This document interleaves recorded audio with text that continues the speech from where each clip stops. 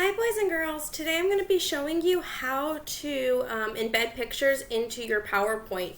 So what you're going to do is you're going to see your slide that looks like this, my animal food chain, and you have a choice. You can draw or insert pictures to represent your animal's food chain. If you want to draw it, that's fine. You're going to click right here and you're going to click scribble and you can draw. I will say that's a little bit harder. If you want to go something a little bit easier, we're going to click this button that says Explore. These are all going to be kid-safe images that are copyright, like you're allowed to use with copyright.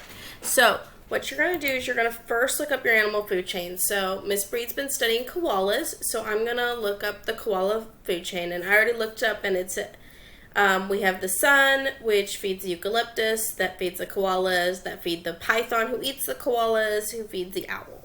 So I'm going to start with a picture of the sun. So I'm going to just search sun, and I'm going to click images.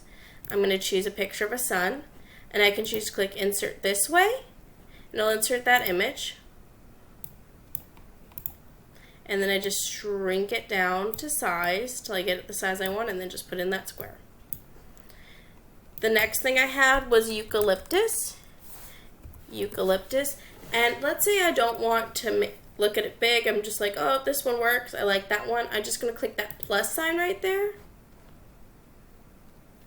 and it will also insert the image. You're just going to take the corner, drag it down to size, like that. See if I can make it fit. And it's okay if it goes over the arrows a little bit. Now I have koalas. So I'm going to choose my picture of a koala. I like this picture. So again, I'm just going to click that plus sign. It's going to insert that image. I clicked it twice.